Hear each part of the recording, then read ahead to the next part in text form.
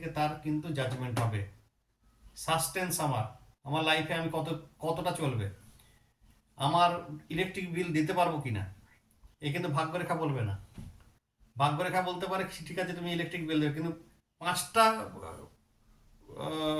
পাখা 10টা ফ্যান চলবে কিনা সেটা কিন্তু বলে না। এখানে কিন্তু ডিফারেন্স। এখানে যে মান প্রতিষ্ঠা, প্রতিদিনের রুজি রোজগার, এই জায়গা থেকে কিন্তু জাজমেন্ট হয়। অনেকের দেখা যায় একাধিক রবি রেখা, মানে হচ্ছে কি তাদের রোজগারটা স্থায়ী নয়। যখন যে রেখাটা প্রমিনেন্ট হয় সে তখন সেখান থেকে রোজগার করে না, কিন্তু তাকে রোজগার দিতে থাকে, কিন্তু কোনো পার্টিকুলার একটা সেগমেন্ট হবে না, তার কিছুতেই হতে পারে না। আর একাধিক রবি রেখা মানে হচ্ছে সে কখনো হয়তো ধান বিক্রি করেও রোজগার করতে পারে, কখনো হয়তো সে চামড়া জুতো বিক্রি করেও রোজগার করতে পারে, কখনো আবার টিচার বনে যেতে পারে। যখন যেটা পাই তখন যেটা সিজনাল বিজনেস কিন্তু তার। পটল বিক্রি করছে, আবার ছেলেও পড়িয়ে দিচ্ছে যখন যেটা হচ্ছে। এটা কিন্তু ঘটনা। একাধিক ভাগ্য রেখার কিন্তু এই এক দুর্গতি, কোনো একটা সেগমেন্ট থেকে তার রোজগার হবে না। ঠিক আছে, ভাগ্য রেখা মিটে গেল। এরপরে এসে মণিবন্ধ রেখা। মণিবন্ধ রেখার প্রথম যে রেখাটা, এখান থেকে বোঝে তার স্বাস্থ্যের অবস্থা। এখানে যে স্বাস্থ্য,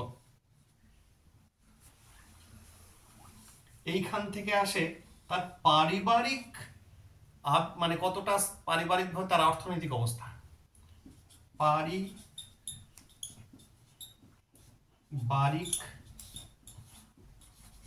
অবস্থা। তৃতীয়টা লোকে খুব কম হয়। তৃতীয় হচ্ছে আধ্যাত্মিক স্তর। এখান থেকে আধ্যাত্মিক বিচার হয়। ঠিক আছে। এরপরে আসে বুধ রেখা।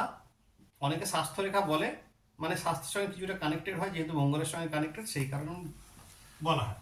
এই তিনটে যে প্রধান রেখা, তার মধ্যে একটা হচ্ছে ভাগ্য রেখা, একটা হচ্ছে সানলাইট, একটা হচ্ছে বুধ রেখা। এইভাবে যায় অনেকের, বা কারো কারো মাঝখানেও থেমে যায়।